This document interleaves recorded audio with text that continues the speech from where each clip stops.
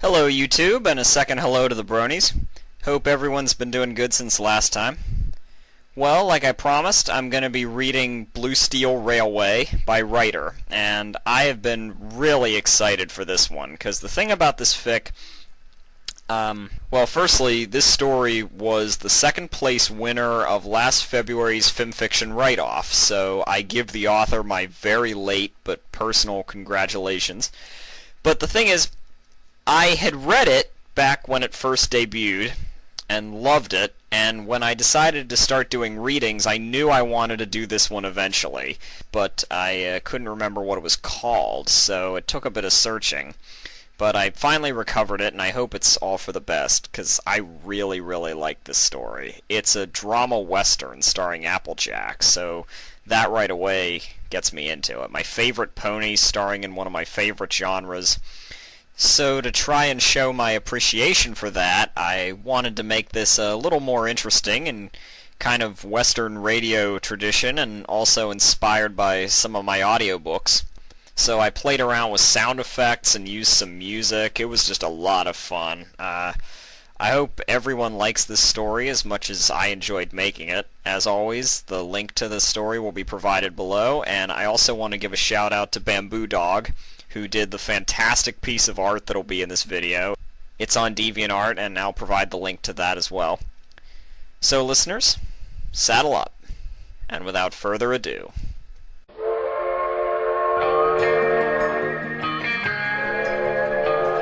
Blue Steel Railway.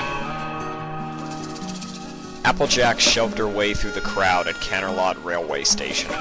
It was, in the way of most public places in the big city, an utter madhouse. At every window, customers were attempting to buy tickets by gesticulating wildly. It always amazed her how much effort ponies put into travel. She never enjoyed the hustle and bustle of the city, and she thought momentarily that this strange behavior may very well have been a side effect of living there, a madness inflicted by the tall buildings and the rush of ponies with places to go and things to do. Her musings were broken. A number was called. It was now her turn at the window, and she nodded at the weary-looking auburn unicorn sitting in the murky cubicle beyond the thick glass. "Just wanted to dodge Junction, thanks." She reached into her pocket, her hoof brushing a thick stack of notes as she scraped the jacket's felt interior, withdrawing a few golden bits and dropping them into the shallow basin before her. Almost immediately, a short ticket was handed to her, stamped and ready. Blue Steel Railway, Platform 9, 310. She boarded the train, and as the great iron beast lumbered out of the station, she slung her brown duffel bag into the chair opposite and gazed out of the window. The world began to pick up speed, and the city suburbs of Canterlot flashed by. Applejack couldn't help but let her mind wander. "Now, dear, we don't do that kind of thing," the sheriff had said. "What do you mean you don't do that kind of thing?" she yelled back. "He's dead! You have to do something!" "We've done all we could. It was weeks ago. The trail's long gone by now, and even if it was fresh, we wouldn't go." "What if I paid you?" The sheriff drew himself out of his chair. He was not an overly tall figure, but his dress was sharp, and the edges of his thin pointed mustache were sharper. She couldn't help but shrink a little as he stood, his fiery amber eyes alight with irritation. "We don't work for money. We're not hired guns." "What are y'all, then?" she rebuked. "A bunch of lazy cowards who sit round all day shooting the breeze?" A deafening silence came across the room. The sheriff's face was calm, but as he spoke, there was a hint of controlled anger in his voice. "Now you listen to me real good. Only reason I'm talking to you about this is 'cause your brother told me that you were still upset. But I hear something else like that out of you, and I'll make sure your granny hears about it." She stood, her mouth opening and closing in silence, too angry and upset for words. Instead of replying, she sat back down. So did the sheriff. Applejack stared at a blank spot on his desk, blinking back tears of frustration. "Jackie, you have to let it go." She sniffed. "I don't recall giving you permission to use that name." The stallion leaned forward onto his forelegs, adopting a pleading expression. "Let it go. It's been 2 weeks now." "But I can't. Words failed her, and she put her head in her hooves. The sheriff let out a small noise of dismay. From behind the blackness, Applejack heard his comforting, seasoned voice as he stood once more, trotting around his desk and draping a tender hoof around her back. "Oh, Jack," he sighed, "I'm sorry to snap at you. There, darling, don't go all teary-eyed on Uncle Bismarck now." At his request, she stopped sobbing, though the tears still trickled freely from her verdant eyes as she opened them once more. "You know we can't go after it. We're law-bringers," the old pony murmured as comfortingly as he could. "I'd be more than happy to try, but it's not a one-pony job. It'd take at least 4, and there's too many here that need us. We just can't leave 'em to go on a wild goose chase." Her lip trembled slightly, and she mopped away her own tears with a hoof. "Do you know anyone that could?" The sheriff shook his head. "No." "And you couldn't get Cortland or Jonathan to go to Dodge Junction or someplace and get some help?" "No." "Well, what if I went instead?" There was a slight pause. "Look at me, little lady," the old stallion said. She continued to survey the floor. "Jacqueline Apple?" She glanced up dolefully. She knew her uncle preferred pet names and would never call her by her full title unless it was important. Even so, she was surprised to see that his face had drained of color, his eyes bright and alarmed. "You stay right away from Dodge Junction. That place is trouble. That's where the outlaw Arkansas Black lives." "But Uncle," she protested. "No buts, and that's that," he said flatly. Applejack was pushed further into guilt by his admonishment, and stared at the floor once more. Her uncle knelt down low next to her, offering a sympathetic smile. "We're your family. We're always here for you, dear. But you know well that hunting and killing—" He paused, searching for the right words. "Well, it just ain't the Apple family way. Your granny'll tell you that." Applejack fell back into silence, defeated, fresh tears dropping off her chin and onto her hooves, clasped tightly in her lap. A sudden tap on her shoulder snapped her out of her unpleasant memory. She was frightened for a moment. She thought it was the old stallion himself, or worse yet, one of her own blood, sent to follow her and bring her back if she tried anything. "Ticket, please." A blue-uniformed stallion was peering down at her, a bored expression on his face. She fumbled in her duster pockets, finding and handing him the paper stub. Without even looking at it, he took it indifferently and moved on.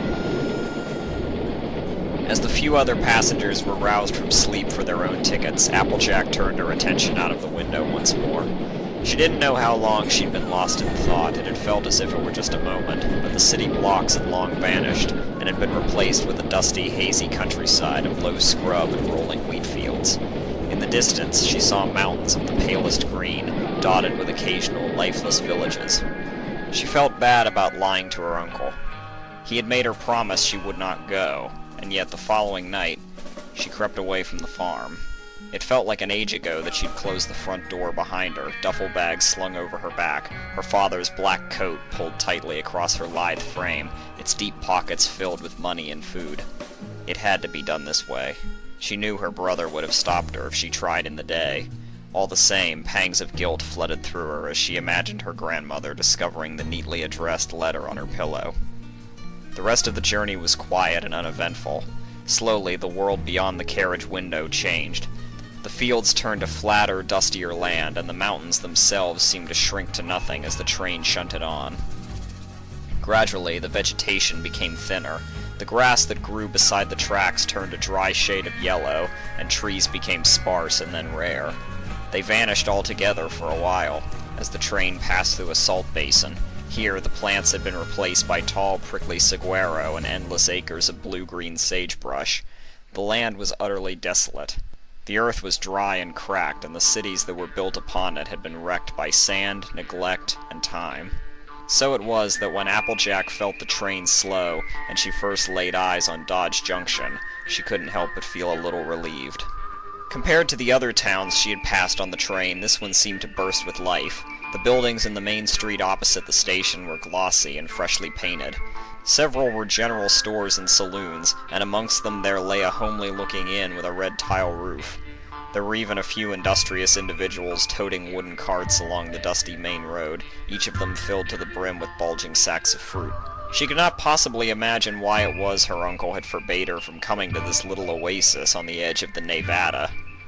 But as she alighted from the train, a sweltering blast of dry air caught her full on in the face, reminding her of where she was and what she was here for.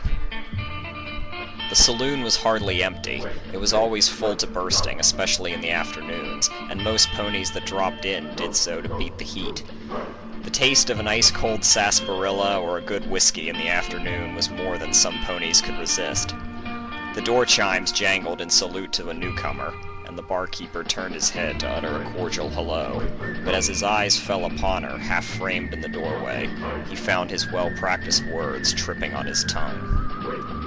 Starting from the tip of her steel work shoes and traveling up the contours of her fine muscled legs, there was nothing about her that didn't catch his eye. If she was a traveler, then she didn't look the part. A white button-up undershirt peeked from beneath a black overcoat that almost seemed a size too big for her, with small dark gray tassels hanging off the cuffs and hem. Her roughly tied tail of hay blonde drooped almost all the way down her legs, and he was more than happy to give those another once-over too. Her sinewy calves were toned but smooth, and her coat was tanned a dark shade of orange, undoubtedly from a life spent outdoors. A dusty old black 10-gallon hat obscured an unkempt mane of even dustier gold, and it was slung over the front of her body in a long ponytail, tied off at its end with a red leather band. As she raised her head to look about the barroom, the publican caught his breath. A light dusting of freckles adorned the cheeks of a youthful, pretty face, one that, like her body, had seen the sun, but not enough for it to become tough and worn. A few stray strands of her mane fell over a pair of gorgeous emerald eyes, greener than new grass. She brushed the offending locks away reflexively, draping them behind one of her small pointed ears. The young barkeeper swallowed the lump in his throat. It was hard enough living in a dust bowl. It was doubly as hard when there wasn't a good gal for miles, save Cherry Jubilee, and every pony knew where she'd been. So it was that he didn't bother to control his ears perking, a silly grin forming over his face as he stared unabatedly at the sweet little thing that had meandered into his bar. Applejack had spied the saloon from a mile away. Unlike the rest of Dodge Junction, which seemed new and bright, this particular establishment appeared worn and beaten, another one of nature's countless victims in the harsh sunshine. 2 stories high and rather tall, it was built of weatherboards, and appeared to have fallen into disrepair. The windows were dusted with sand, and had turned a rich mahogany red. The walls showed signs of once being painted blue, but the coat had since faded, all but scratched away by the vicious dust storms that so often plagued the Nevada. The Long Branch Saloon. Admittedly, it was what she had expected from her uncle's warnings. Old, dirty, menacing. She pushed on the double doors and entered. It was extremely dark, and she blinked for a moment, forcing her eyes to adjust. Once she had, she saw several circular tables around the room, and nearly all were populated by small groups of 2 or 3 stallions. Some were cowboys with tall hats and spurred heels, and some were just common village folk. Some drank and chatted, while others smoked and played hearts. A few were even lined up against the wall, taking turns to hurl darts at a rather well-used dartboard. Occasionally a simultaneous round of whoos would reach her ears, as whoever was throwing would hit a good shot, before returning to the bar to sip some more of their drink. 1 or 2 solitary stallions sat on tall bar stools, mulling peacefully over their beer, and some, to her slight disgust, sat entranced by a pretty Palomino mare, who fluttered her long eyelashes and tossed her crimson mane at them, smiling seductively. She glanced up at Applejack as she entered, and passed her a sly wink. Applejack shuddered and approached the bar, eager to escape the mare's come-hither gaze. The auburn, clean-shaven stallion behind the bar grinned nervously at her as she approached, and she noticed his eyebrows rise as she removed the band that kept her hair tied back, allowing it to flop around her shoulders. She dumped her duffel bag at her hooves. "Pick your poison," the barkeeper said. "I'm not thirsty," Applejack replied, but the barkeeper shook his head defiantly. "No, ma'am. This one's on the house." She was a little confused, but appreciative of the friendly welcome all the same, and before long, she sat at the bar, holding a cold bottle of beer in her hooves. Of course, it didn't matter that she was only 20, not out here in the more lawless parts of the land anyway. She grinned to herself slyly as she took a long swig of the cool beverage, and couldn't help but feel refreshed.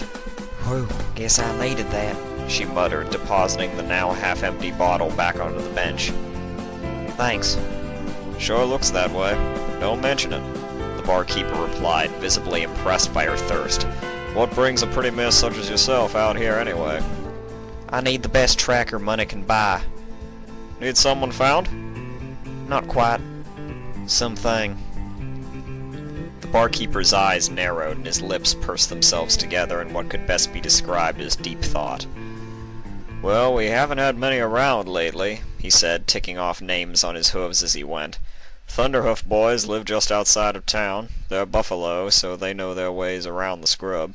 Though it's half a day to their camp, and they don't like a stranger, let alone a paleface, so I'm afraid your chances are slim, missy.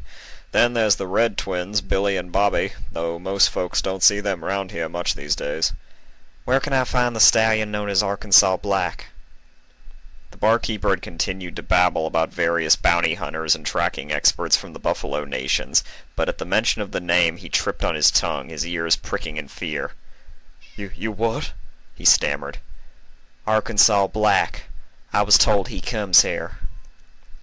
A bead of sweat trickled down the young publican's forehead, and his eyes flitted nervously around the room as if some pony had overheard her.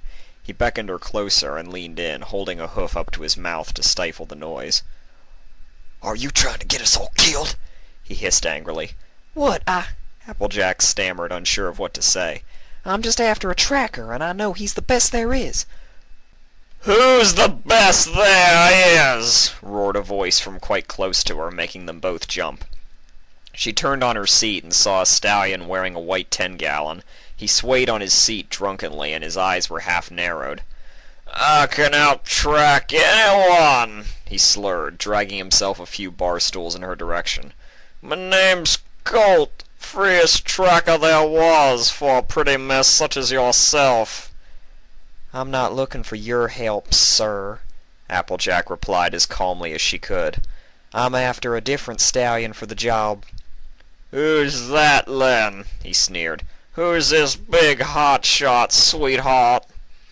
Without warning, he jumped over to just a seat away, throwing a hoof around her shoulders before she could react. He pulled her close, his syrupy, alcoholic breath almost making her dizzy.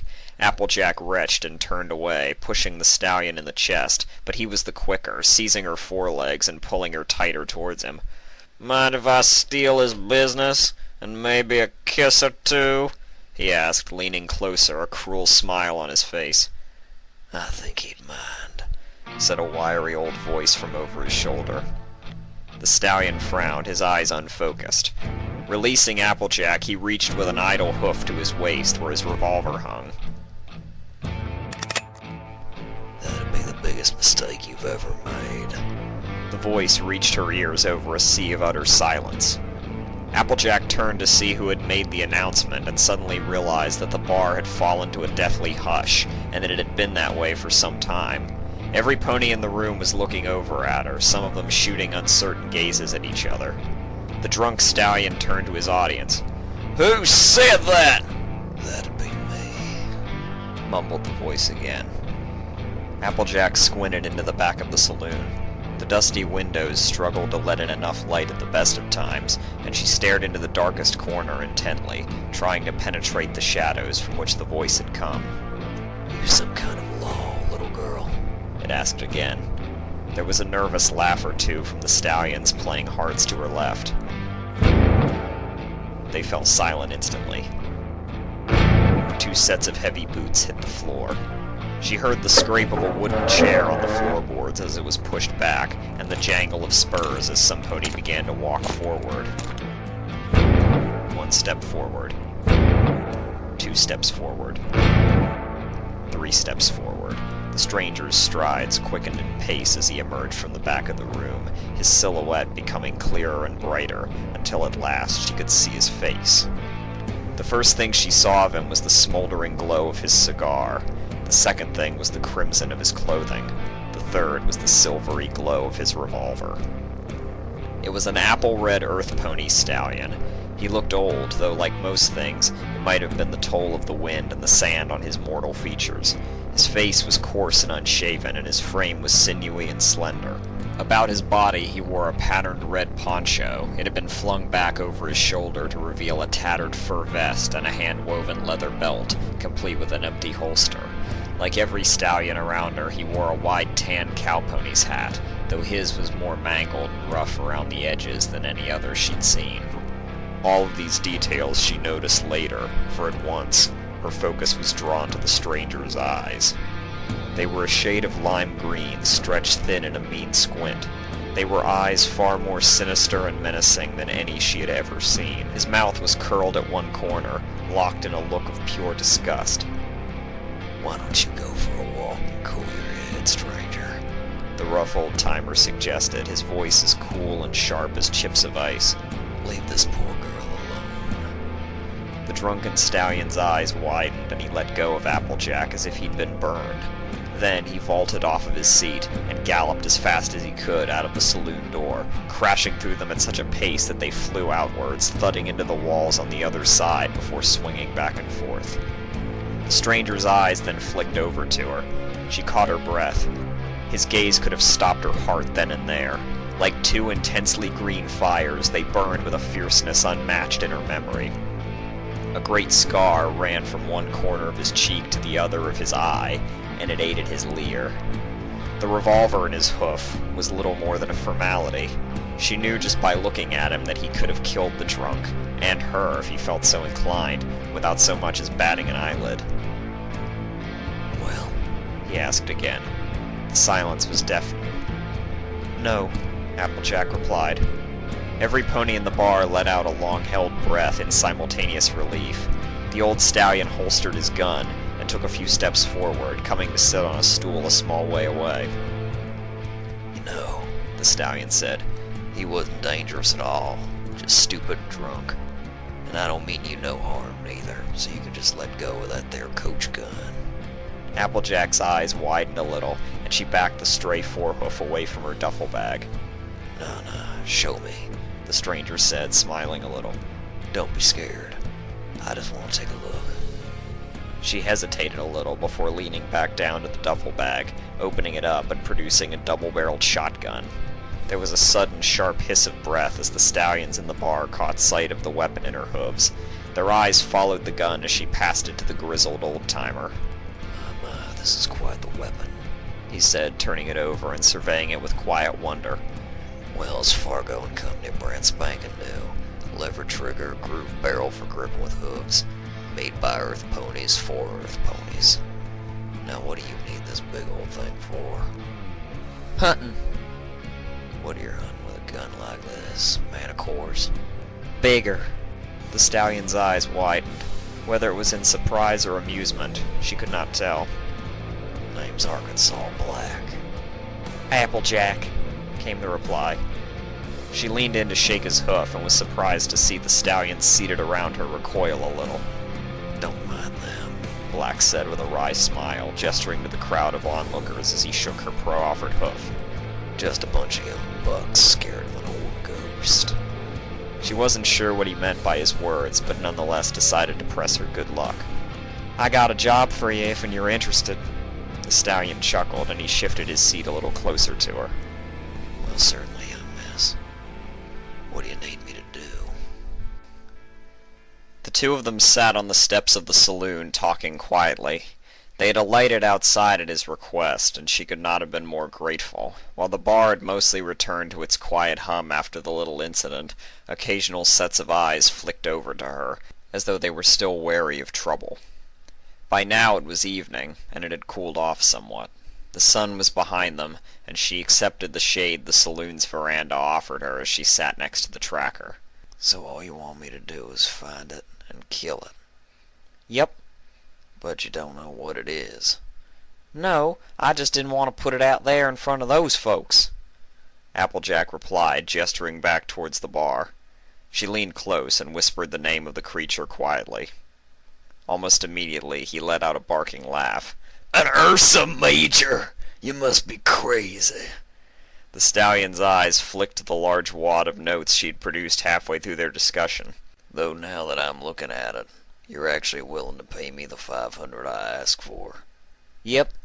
Crazy deal for a crazy gal, he said. Yep.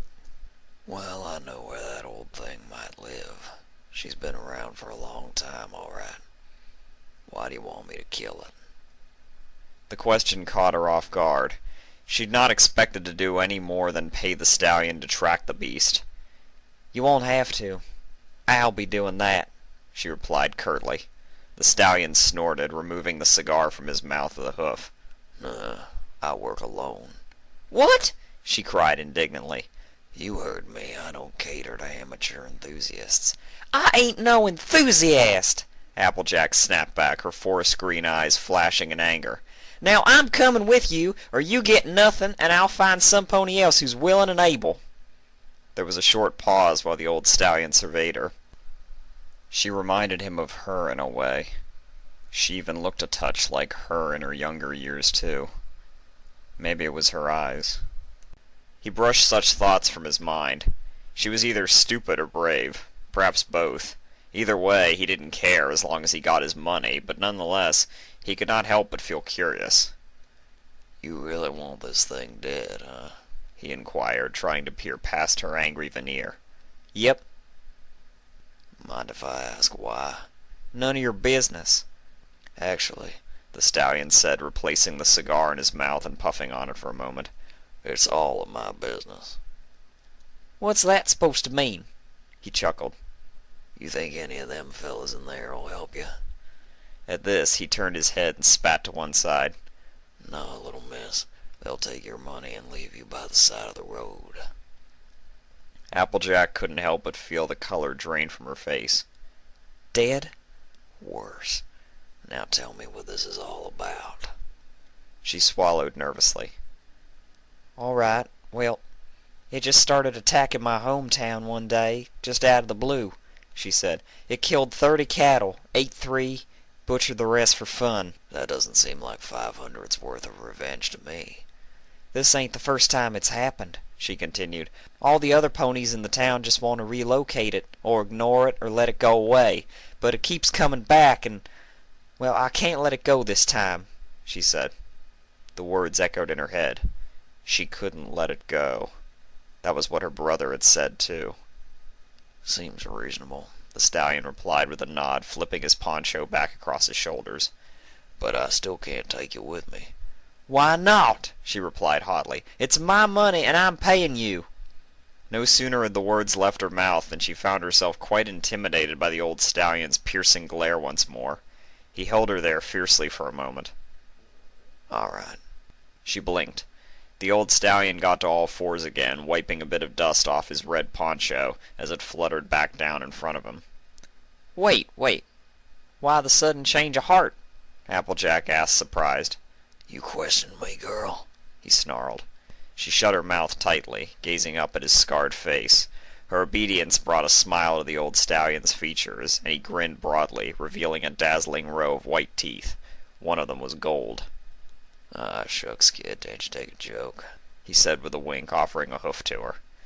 While she was still uncertain of him, she took it, and he yanked her up with an incredible amount of strength, far more than his physique belied. Hell, I just can't refuse your attitude, he continued, dropping his cigar on the ground and crushing it out with a metal-shod horseshoe. I'm a bit used to folks bending over backwards to accommodate me, but I promise to keep you safe. He spat on his hoof. And that's a promise I can't break, he said, holding it out. She followed suit, spitting on her own hoof and meeting it in the middle. Good. Now, what do you say we leave here about 6 tomorrow? Go hunt this fearsome major of yours. She didn't pursue his sudden enthusiasm. Well, all right then. The two of them departed early the next morning. Applejack had arrived at the steps of the saloon 15 minutes before they'd agreed to depart, only to find Arkansas leaning against one of the beams, hat drawn down over his eyes. You're early, he mumbled gruffly, not looking up as she approached. Applejack was surprised by his clairvoyance, but chose to say nothing. The quicker we're done with this, the better. Well, that's friendly, Black replied dryly, pushing off of the wooden beam and beginning to walk. Come on. Let me just grab my essentials. She was slightly taken aback at this. He did not even carry a saddlebag or a pack. She thought at least he would have come prepared to leave. She had spent all night preparing a smaller, more robust set of saddlebags, and now wore the shotgun freely on a shoulder strap. Her duffel bag was discarded in a lonesome alleyway. After all, there was no need to hide the weapon now. She trotted alongside him, passing ponies in the main street, all up and about before the heat kicked in. Like the stallions in the bar from the day previous, they cast Black a wide berth, whispering furtively to each other. At the first general store they came to, he politely asked her to wait. As Arkansas went into the store, Applejack leaned on a barrel full of wheat stalks, thrumming her hooves impatiently. Seeing that one was sticking out of the top, she plucked it free and put it in her mouth. To her surprise, though, Arkansas emerged half a minute later, holding something to his mouth. He removed his hoof and shook it a little. She glanced back at the face of the stallion again and was shocked to see him holding only a small box of cigars in his hoof. One was lit and in his mouth, and the others he put into a small leather pouch on his flank. "Cigars?" she said, gaping at him. And a box of matches. "But what about your supplies?" He looked up from his belt, a thin smile on his lips. Supplies. "You know, your food, your maps." He turned his attention back to his belt, the hat covering his face. Despite this, she could see his front shoulders shaking slowly in silent laughter. "What's so funny?" He took a few steps forward, brushing past her, and back out onto the main road. "I don't need either," he replied. They set off from town along a broad road that ran parallel to the railway track. It wasn't long before the two separated, though, and they were left on a wide, dusty trail that seemed to run on into the Badlands forever. It tapered up in front of her, till it reached a set of shallow hills in the middle distance. "We'll discuss a route once we get to the trees," Black said, gesturing vaguely in front of him. Applejack squinted against the sun. "Trees? I don't see no trees." "Well, you're blinder than an old goat," he replied. "Right over there on them hills in front of us." A rush of heat hit her cheeks in irritation, but she chose not to pick a fight. Of all the places to lose her temper, now was not the time. She was being led through a strange land by a potentially dangerous bandit, and before long they would be out in the wilderness, where his betrayal would undoubtedly result in her death. She followed him stoically, though her eyes widened as the hills drew nearer. They were indeed wooded, as Arkansas had said, but there was no green on the branches of the trees. They had blended in perfectly with the blue-gray sagebrush that coated the landscape like a weed, their dead limbs as parched and dry as old lifeless bones. They reached the dry copse and pressed through it. The old stallion seemed to peer on the ground around him as he walked. Applejack could not help but follow his gaze, though like before, she could not see what he saw. Soon before long, he halted, kneeling close to the ground. "What are you looking at?" He said nothing, but gestured to a broken branch on the ground, and a touch of scratched earth. "It's hair?" she said, feeling herself stiffen. "Maybe. It's a beast. It goes where it pleases," he replied, a hint of disinterest in his voice. "And it goes as far as hair from Ponyville? That don't seem right." At the mention of the town's name, the old stranger's ear twitched. "Ponyville, eh?" A thin-lipped smile spread across his face. "Well, ain't that just something?" he murmured before falling silent, continuing to examine the tracks. There was a long pause while he surveyed her closely. Applejack felt a little uncomfortable at his stare and fidgeted with the straps of her pack. "What do you mean?" she asked nervously. The smile was extinguished almost instantly. "Nothing," he snapped gruffly, swiftly getting to his feet and beginning to walk again. "Come on." "Huh? Wait!" she said, calling out to him. He spun on the spot, clearly annoyed about something. "What?" "Are you sure it's the same Ursa?" He shook his head in disbelief, a familiar, irritated look coming on his face. "Are you serious?" "About what?" she replied unsurely. Arkansas let out a snort of disbelief. "It's the only one left," he said exasperatedly. "Do you know nothing at all?"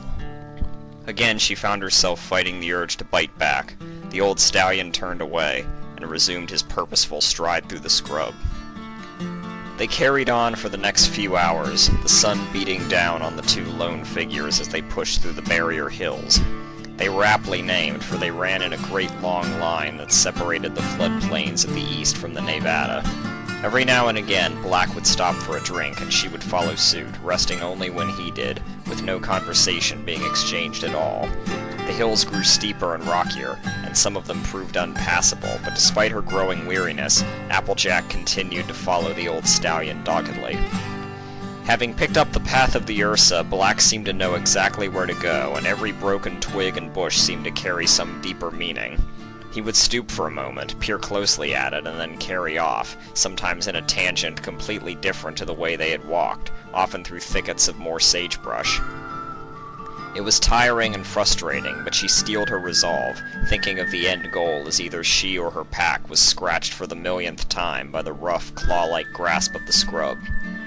She was doing it for him. Hours blurred together as she trudged on, mouth dry and head down.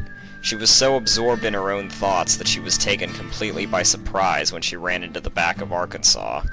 She thudded off of him, falling onto her rump, and she shook her head wildly, looking around. Huh? What? The hunter gestured with his head into the distance. A camping site. She peered in the direction where he was pointing. It was merely a small clearing, but the charred remains of a fire pit and the scattered earth told her that it was a popular passing. How far are we behind it? About a day and a half, give or take. Her breath caught up to her in a small rush. It was closer than she had imagined. We should get going then. She moved to set off, but a hoof across her chest held her back.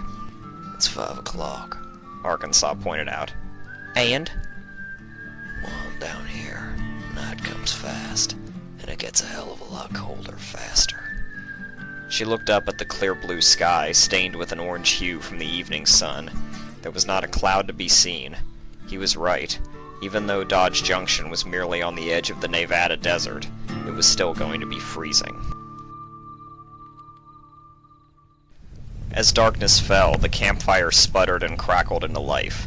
Determined to prove she was at least useful for something, Applejack had lit it herself while Black watched. It hadn't taken her long to start it. Now, as the two sat opposite each other, the burning flames causing the shadows to dance and flicker across their clothes, they spoke properly for the first time. You should eat, Black murmured. You'll need your strength. Applejack felt inclined to sit and do nothing, though her stomach growled in agreement. The strange old stallion eyed her across the campfire. I'll eat when you do, she replied stoically. He laughed. Well, you might be left waiting. I'm not hungry. Applejack nodded, reaching over to her pack and withdrawing a serving of corn cakes and dried apple, which she wolfed down hungrily. She'd not eaten breakfast this morning, and the feeling of anything in her stomach was incredible. After she had finished the corn cakes, she licked her hoof greedily and reached for a little bit more of her apple. Almost immediately she regretted doing that. She became aware that her silent counterpart probably thought her very childish. She looked up to see him watching her with something close to a grin on his face. Quickly she folded her forehooves around her knees once again, pretending she had never been starving. How old are you, kiddo? Black asked. 20, she said, resisting his jab. Whoa, not so little then. And you? 63. She did a double take of comical proportions. The old hunter laughed for the second time that day. Yeah, no, I'm old. Oh, no, I didn't mean to. Forget about it, he said with the smallest wave of his hoof. Every pony does it. She nibbled at her apple reflexively, offering a break in the conversation. Why are ordinary folks afraid of you? 'Cause of my job. What, a hunter? Yeah. What's so scary about that? Nothing at all. So, why's every pony treating you differently? A few rumors here and there. Some say I eat meat, he said with a wry grin. Of course, it doesn't help that there's a prize on my head. Applejack's eyes grew wide. What for? Back when I was your age, I used to do a lot of bad things, he replied. Did you kill some pony? No, he said swiftly. Sweet Sally's bells, no. I could never do that. It's against my morals. She breathed a sigh of relief. But I hurt a lot of people, and I had to dust up with the law once or twice. He paused, lost in thought. Or maybe it was 3 times. All the same, really. So you've shot someone then? The old hunter's mouth twitched into a frown. Yes. Worst thing I ever did. I regret it every day. Applejack didn't know what to think of that. Every instinct in her body told her the stallion before her was a dangerous outlaw. But the way he spoke, and his strange, benevolent, even kind attitude, it didn't seem criminal. Well, you aren't a bad pony in my book. How do you know that? Well, if you were, wouldn't I be dead or worse by now? Arkansas let out a low chuckle. Suppose so. Though maybe I'm just biding my time. She smiled and looked into his green eyes. Well, I don't believe that. Arkansas smiled back. What do you believe? I think you're just a nice old stallion. He laughed again, but this time it was more pronounced and merry. Yeah, well, maybe you'd like to tell the sheriff's department that, he said, still smiling. Maybe I could. My uncle works for them, you know. Well, does he just? Arkansas murmured. Yeah, he's spineless, though, she replied bitterly, her brow furrowing. The old stallion squinted at her through the darkness. Why's that, then? Well, for starters, he wouldn't even go out and chase this thing down. Said it was too dangerous. I see. And that's why you've come here. She looked up. Yes. The old stallion then did something she'd not seen him do before. He removed his hat, giving her a clear look at his face. His head was set with a wiry mane of dark brown. It had once been colored and thick, but just like him, it had aged rapidly, and was now straw-like and faded. His eyes, which had blazed so fiercely back in Dodge Junction, lost all of their power. Even his seemingly fearsome scar was less intimidating in the firelight. Thick eyebrows ran across his head, covering two soft peridot sparkles, half-closed in weariness. So you're a runaway, then? Applejack flushed a little at the truth. Yes. He laughed again. It was a deep, rich, soothing sound, and it made her ears prick. It was the kind of deep laughter that lifts the soul to merely hear it. Ah, well, nothing I wouldn't have done at that age. She smiled. For once it felt good to get approval. You shouldn't call your uncle a coward, though, Arkansas added. But that's what he is. Or maybe he just cares about you very much. She paused, lost in thought. So, Ponyville, Arkansas murmured. Yep, she replied quickly, eager to change the subject. I've been there before. Nice little place, he said, scratching his bearded chin. Lived there once, when I was married. Oh, you have a wife? Used to. Did she? The end of the question became stuck in her throat. Nope, divorce. He smirked at the sad expression on Applejack's face, looking into the fire. Save your pity. Why'd she go? He simply stared at her for a bit, mouth agape, stunned by her boldness. Well, if it's all the same to you, little miss, I'd rather not say. Oh, Applejack said. Sorry. There was an awkward pause. The old stallion sighed to himself. Don't be. The crickets lamented the two lone souls. Above them, Luna's moon shone, thick and waxy, against the velvet-like night sky. The very vaguest puff of wind pushed its way through the night air, causing the flames of the fire to flare and stutter. I'm sorry I snapped at you this morning. Applejack, who had been watching the heart of the fire in the vain hope that it might warm her up, glanced over at the stranger. He was sitting on his rump, resting his forelegs on his knees, hooves extended towards the flame.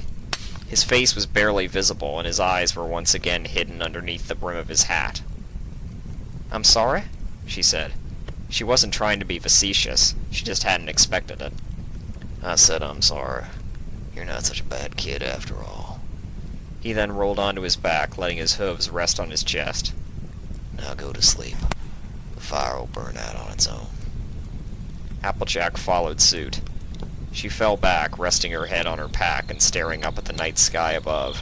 It was a sea of deep blue and black, dotted with a million stars. She had never seen them so bright, not even from Twilight's observatory, and certainly not from Canterlot. My drinking, if you must know, Arkansas added as an afterthought.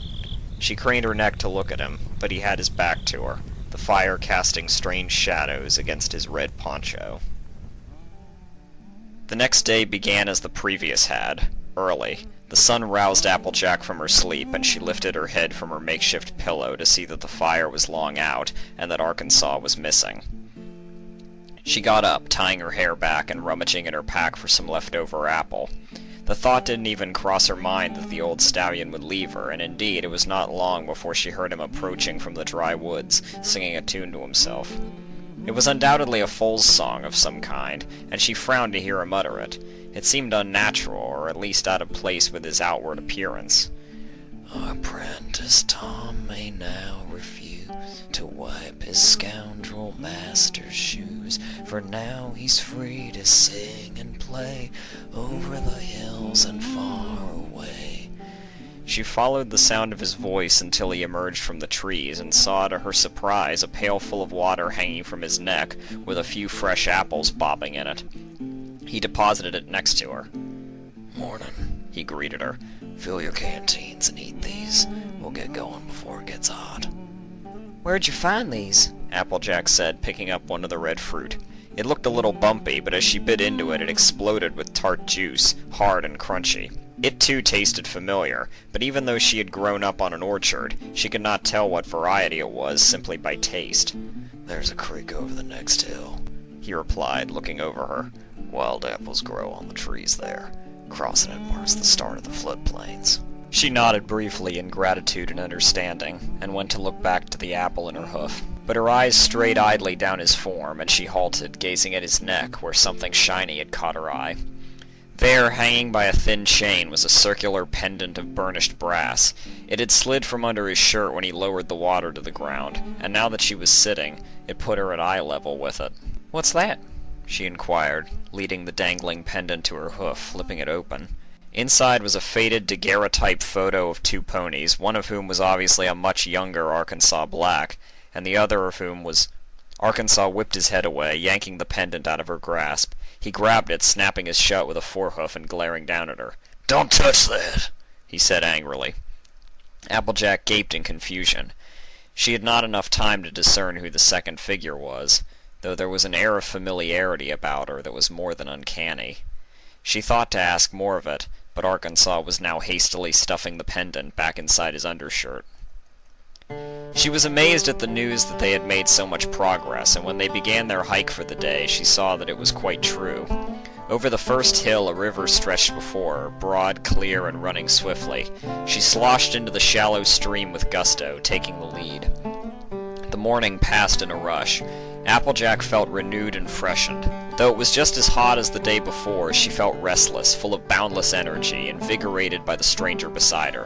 They chatted as they walked about all manner of things. The old stallion spun tales about the various daring encounters he'd had with the sheriffs, and some of the more unusual things he'd done. She would laugh and clap her hooves, and scoff and scold all at the same time, and then, just for something different, she'd tell one of her own stories about kicking a manicore in the face, and of her friends back in Ponyville, and how she'd once met Princess Celestia and Princess Luna in the same day. They sat for lunch by the banks of the stream underneath a tree. Here the trees had some leaves, and they relaxed in the shadow against the midday sun. The stream was very small, more a creek, a tiny tributary of the wide, shallow river that they had crossed earlier. Its cool waters were crystal clear, and they drank greedily from it. Either side of the bank was littered with warm rocks, and where there was earth, hickory trees and grass grew unfettered. Today was very different, Applejack decided. The old stallion was less of a fearsome stranger, and she even found herself enjoying his little mannerisms. Even the way he told his stories captured her imagination. He would never fail to give mention to the slightest detail. She reminded him of good old Granny Smith in a way. As they headed steadily eastward, the terrain began to bloom. The new greenery carried with it a revitalizing gush of life that surged through Applejack. Arkansas was full of an uncharacteristic mirth, too, and he reveled in the way that she would ask questions of his stories. She was not stupid, as he'd first imagined, merely headstrong and fiercely devoted and honest, to the point where it was almost a fault. They passed the afternoon away, chatting idly to one another, until they stopped for lunch by the river. You know, my name's not really Applejack. She folded her legs beneath him and lay down. The old earth pony grinned and followed suit. "Is that right?" he inquired, removing his hat. Applejack is just my nickname. My real name's Jacqueline. Jacqueline Apple. She leaned back into the shady grass, continuing to babble. My friends just call me AJ, though, so it's really up to you. She stared into the patchy blue sky far above, mottled by the canopy of green leaves from the hickory tree they lay under. She waited for a response, but the stream's trickling was the only noise she could hear. Arkansas? She looked up. The old stallion was staring at her strangely again, mouth slightly ajar. What's up, partner? Applejack inquired. Arkansas broke into an uneasy grin, and he looked back down at his russet-colored hat on his lap. Nothing, he replied. Applejack grinned back. What are you thinking about now? That time you got all mixed up with the Buffalo Chief's daughter and those apple merchants outside Appaloosa? A giggle escaped the corners of her cheeks. Arkansas smiled, resuming his languid position, and his response was much calmer than before. No, I was just thinking about this job of yours. Oh, are we close? We're practically there. Just over the next ridge, in fact. Applejack felt her spirit drop to a new low. The morning and afternoon had been a pleasant break from the dangerous task in front of her. It was something she wished had gone on for much longer. Do you really need to do this? The hunter asked. Why? Applejack replied far too swiftly for her own liking. Having second thoughts? Nope, he replied, putting a fresh cigar to his mouth and lighting it. I only got one question for you. Shoot. Why do you really want this thing gone? The question froze her to the inner core, shadowing her relaxed happiness in an instant.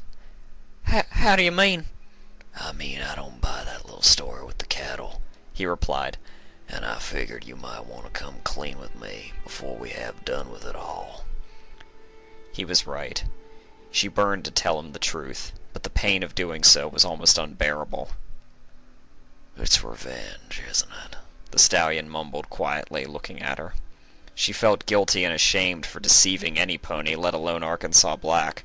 Telling the truth and being honest was in her blood. Yes. I'm sorry for asking, he said, shaking his head. But I know most of the details already. How? You talk in your sleep. She cursed her misfortune inwardly, staying silent. When the old stallion did not press her, she got to her hooves and began to pace, searching for something to say. Arkansas simply sat and watched, puffing on his cigar.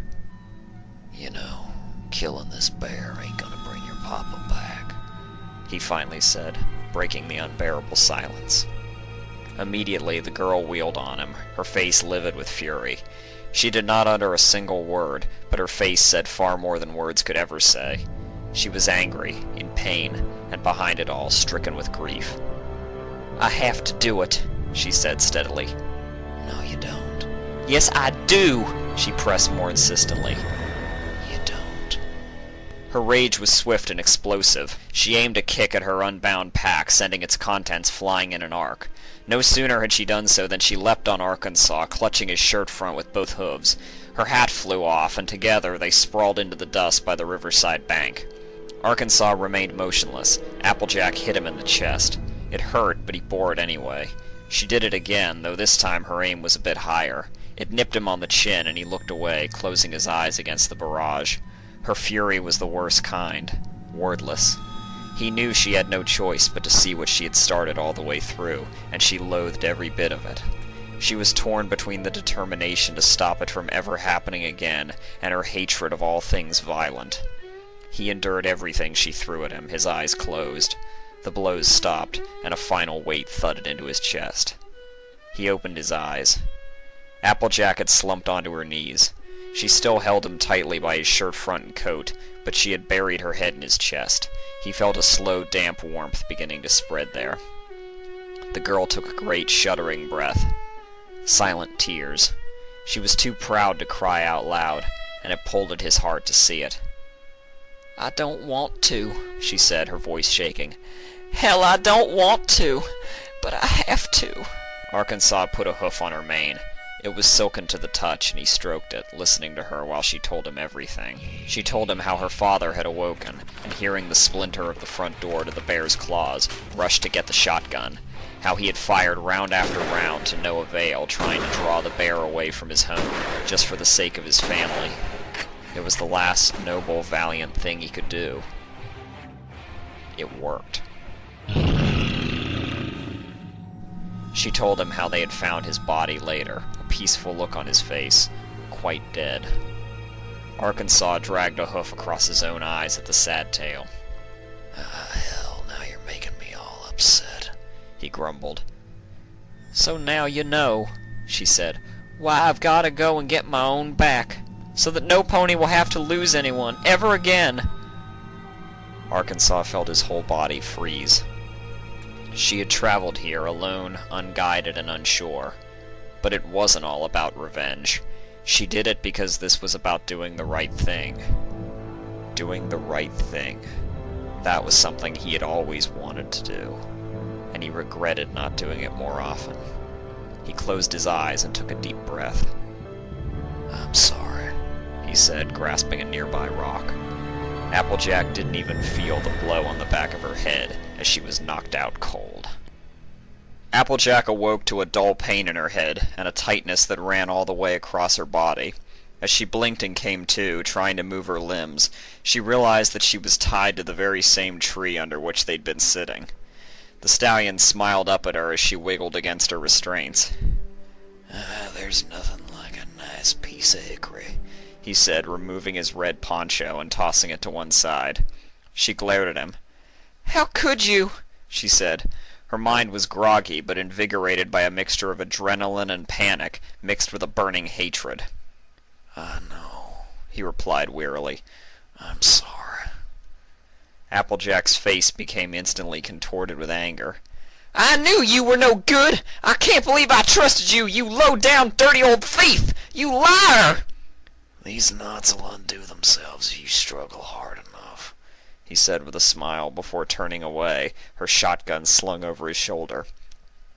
Oh, so you're just gonna take my money and run, is that it? You sidewinding, yellow-bellied scum! Arkansas winced. Every one of her insults stabbed him like a knife, but he knew what he had to do. I don't have your money. It's in your pack. And I wish I didn't have to lie to you, Jacqueline, he called back, not looking over his shoulder. Goodbye, and stay safe. Huh? Jacqueline, what? Her words seized in her throat as she looked at the old stallion's cutie mark. A dark crimson half-cut apple, rotund and glossy. The apple she had eaten earlier suddenly took a name. An Arkansas black apple. Her stomach lurched.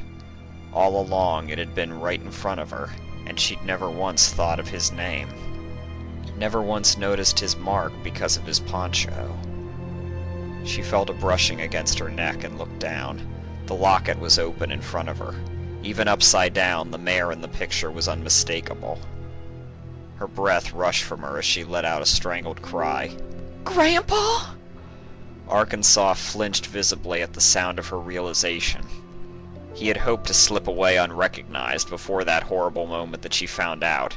Her call, scared and alone, was the worst sound he'd ever heard, and it made his heart ache with sadness so great that it burned inside his chest and throat.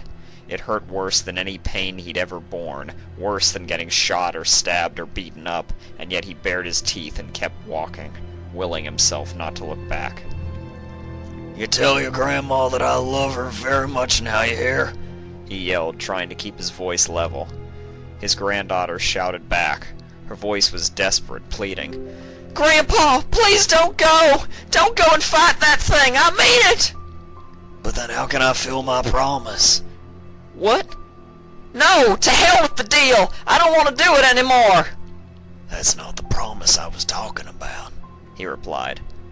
What are you saying? Applejack yelled, still viciously struggling against her bonds. As Arkansas reached the top of the hill, he glanced back to her just once. He couldn't resist. It was the last time he would see her after all. Your daddy might not have been my boy, but you're my little girl. Now I promise to keep you safe, and it's a promise I intend to keep. And with that, he strode over the top of the hill, the calf-high wild oats brushing at his underside, singing to himself softly. The gentle melody did not obscure the cries of anguish from his beloved grandchild, and he felt his own tears flow freely as he hummed the bits he couldn't quite remember. The sun beamed down brightly on him. The wind gently pulled the hat from his head, tossing it away and letting his brown mane go free, stirring the scent of the wild lands into his nostrils. Courage, boys, 'tis 1 to 10, but we return all gentlemen as well as they, over the hills and far away. His spirits soared. For the first time in his life he felt ennobled, free from his life of sin. He had a purpose, to do a good thing. He didn't care if he lived or died, only that he would leave this world giving back to those he loved the most. And come hell or high water, that's what he'd do. Applejack ripped against her bonds frantically. She felt them coming slightly looser with every heave, though every second that she lost to the rope tied around her made her feel sick with anxiety. And then, far off in the distance, she heard the sounds she feared the most. 2 colossal booms, followed by a roar, and then the crack of a 6-shooter as it was unloaded once, twice, 3 times. Every muscle in her body strained harder and harder. She kicked and screamed, cursing and crying angry tears at the same time, until one of her hooves came free. 4, 5, 6 times. She furiously pushed more of the rope out of her way, freeing the other hoof. Scraping her flanks against the tree to the point where they bled, she wormed out of her bonds, eventually falling over in a heap. Instantly she was up and running, sprinting, begging for every ounce of strength from her legs. As she crested the hill, the shotgun sounded twice again. There was a roar of pain, a shout, and then a great crash, followed by silence. She thundered down the hillside towards the sound, and seeing the bear's shallow den in the distance, came to a skidding halt at the cave's opening. The Blue Steel Railway Express shunted out of Dodge Junction. As always, there were very few passengers, and as always, the ticket conductor was very bored. He had gone through his usual paces, loading some luggage on and off the train, and as the train rushed past the floodplains, he got out of his seat, preparing to complete the most menial task of the entire trip. The first passenger he saw was a young orange mare. Her mane was a dusty gold, and her eyes were a forest green, and she stared out of the window as the world rushed by. "Ticket, please." The mare jumped in alarm. She had apparently not noticed him and began fumbling in her duster pockets for her ticket. He sighed internally, waiting as she checked every crevice of her clothing before finally finding it, handing it to him. He noticed as she looked at him that her eyes were puffy and red. "Thank you," he said without emotion, though as he locked eyes with her he found his heart going out to her. She had obviously been crying, and recently too. Should I ask? No. He wouldn't and shouldn't ask. It was none of his business. He turned expectantly to the other passenger of the cabin. "And you, sir?" The old stallion looked up. His face was scarred and rough, and he glared at him with a burning fierceness, making him gulp. "Do you see this?" he growled, gesturing to the heavily bandaged plaster cast around his entire left foreleg and the bandages around his ribs. "Do you think I should have to pay to ride a train with this?" The ticket inspector shook his head furiously before stepping out of the car, where he let out a great sigh of relief. Inside the compartment, Arkansas couldn't help but grin. Applejack beamed back. "See?" he said. "I told you it'd work." She sighed and wiped the happiness from her eyes. The end. Homecoming. Epilogue. Sweet Apple Acres was as uneventful as ever. With harvest season long gone, all that remained to be tended to were the chickens, the dozens or so cows, and the corn crop that the family had sown earlier that year. Big Macintosh sighed. He'd gone for a stroll among the apple orchards of his home. Now that they had borne fruit, they would dry up for the autumn, and perish in the cold winter.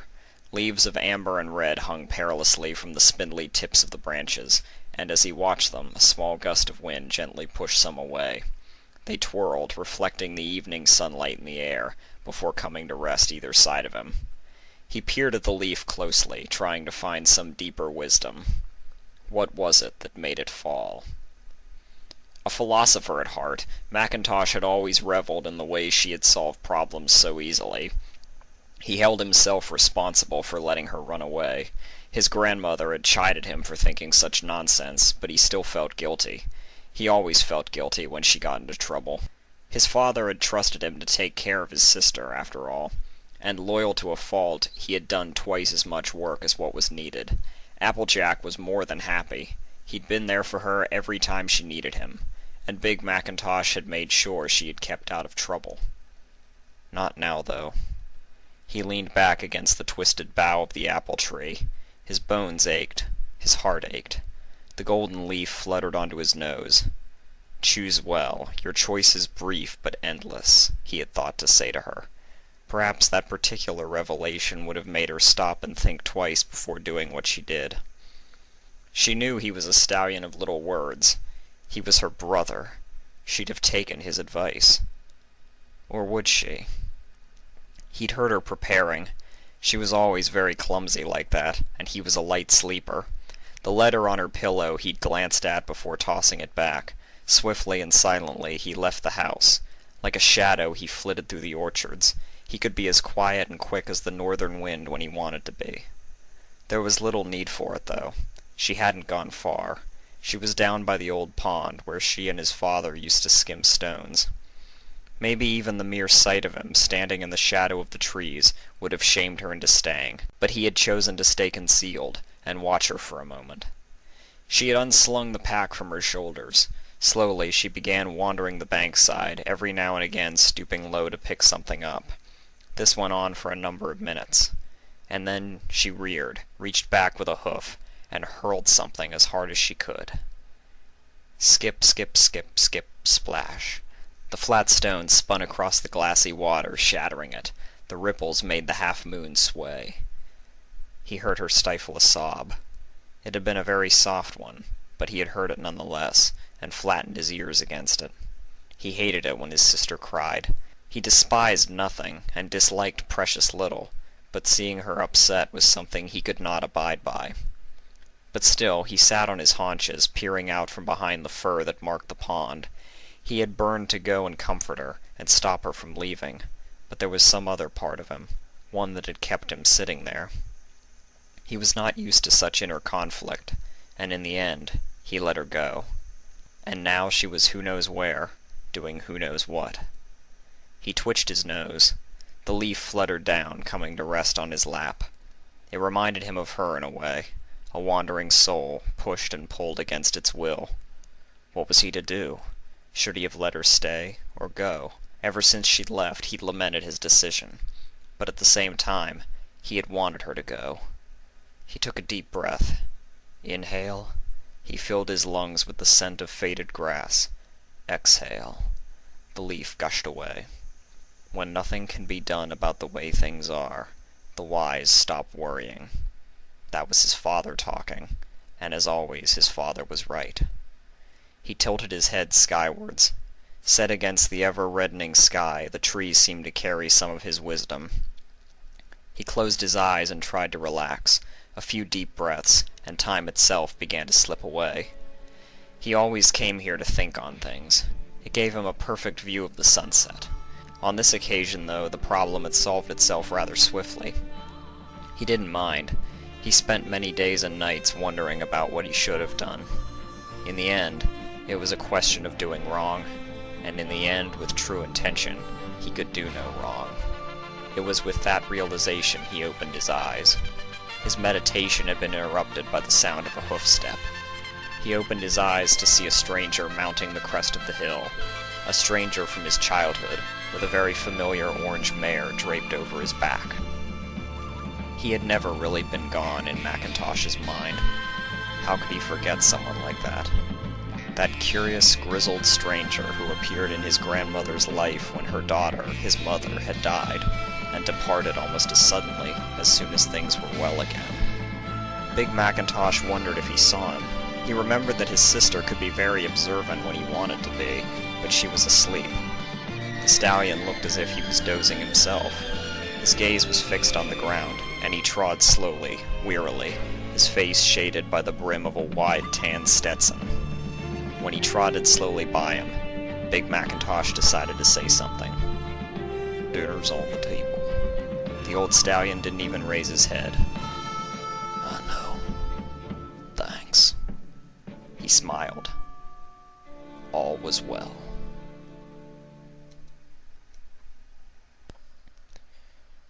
Well, I hope everyone enjoyed that.